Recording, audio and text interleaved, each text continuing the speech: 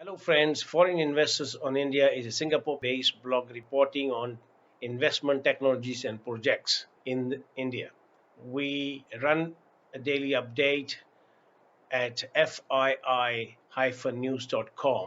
with email, a monthly e newsletter, also called Foreign Investors on India. Subscription to this newsletter is free. The objective is to report on the massive development of airports, ports, infrastructure, highways, byways, expressways, and power sectors, as well as mining of mineral resources in the resource rich India. We believe that our reports will reach you and give you update on how some of the challenging projects are being implemented and how the government is continue to support the developments with regulatory and regime reforms. Our first report will start this week in the following clip. Thank you. Malcolm Monteiro is the Chief Executive for Asia Pacific at DHL eCommerce. Malcolm is very bullish on Indian e-commerce and within that e-tailing market. Malcolm sees the market growing to 40 billion euros by 2020 from an estimated 9 billion as of last year. He described e-tailing as supply and delivery of merchandise from seller to the consumer. He believes that DHL is all set to serve this market in the coming year. Malcolm has given an exclusive interview to fii-news.com or Foreign Investors on India. To visit Foreign Investors on India website and read his interview how the Indian market will grow with e-tailing business. The use of technology content in manufacturing will go up significantly as India grows by 8% and above, says Amandeep Singh Gill, a joint secretary at the Ministry of External Affairs. It is the use of technology in the manufacturing is critical, according to Gill. He believes that India's expertise is now grown fully and it should be capturing more of the Indian technologies into the manufacturing sectors in the coming years. Gill addressed a roundtable organized by the Federation of Indian Chamber of Commerce and Industry in New Delhi recently.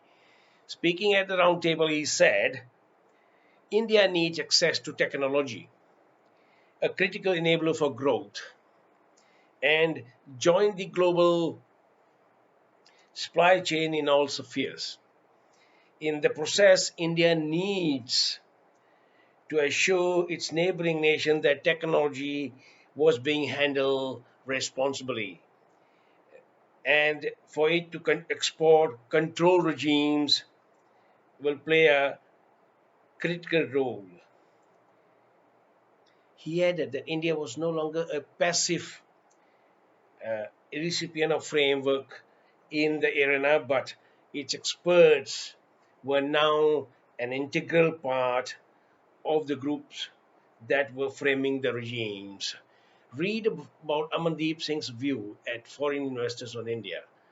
Petroleum and Natural Gas Minister Dharmendra Pradhan would like to see more entrepreneurial ventures in the exploration and production segment of the oil and gas industry.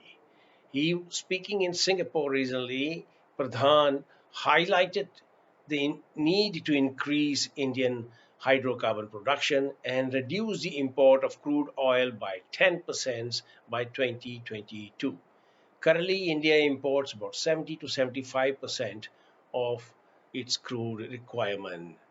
Pradhan has also highlighted how India needs to develop its refining and petrochemical sectors.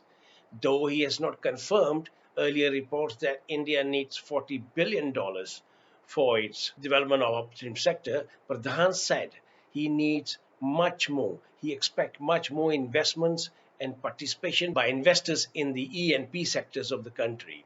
Pradhan presented a new hydrocarbon exploration licensing policy, HELP, which offers a very attractive tax regime to new companies participating in India's discovered small fields.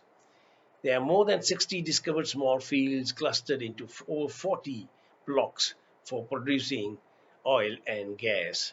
Pradhan has also held a similar meeting with investors in London this week. The Tourism Ministry has approved projects worth rupees 450 crore earlier this month. The projects are in Madhya Pradesh, Uttarakhand, Uttar Pradesh, Sikkim, and Tamil Nadu. These projects are part of the Swadesh Darshan aimed at attracting tourism across these states.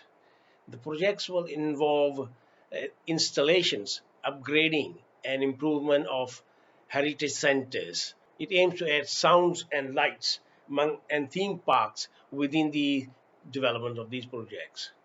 Miramed Global Services said its subsidiary in India, Ajuba, has established an initiative, Gram Seva or Village Service.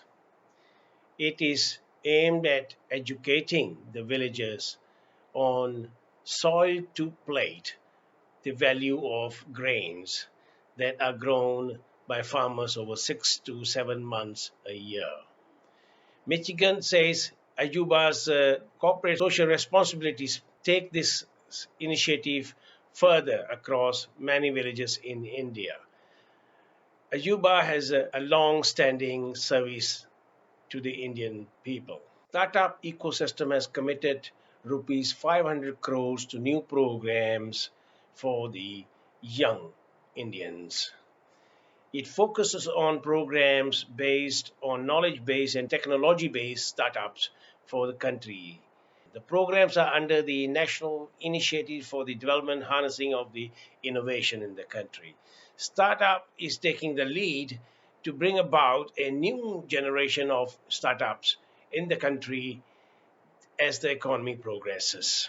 The National Highway Authority of India has awarded a more than 2,000 crore rupees road project in Punjab. Ashoka Concession has received the letter of award to build that 76-kilometer highway. The project will link Ludhiana to Chandigarh. It will cover a large number of bridges and underpasses as over the period of construction. Parveer Krishan, Joint Secretary at the Shipping Ministry, sees Paradip Port becoming a world-class smart port city and a logistics hub.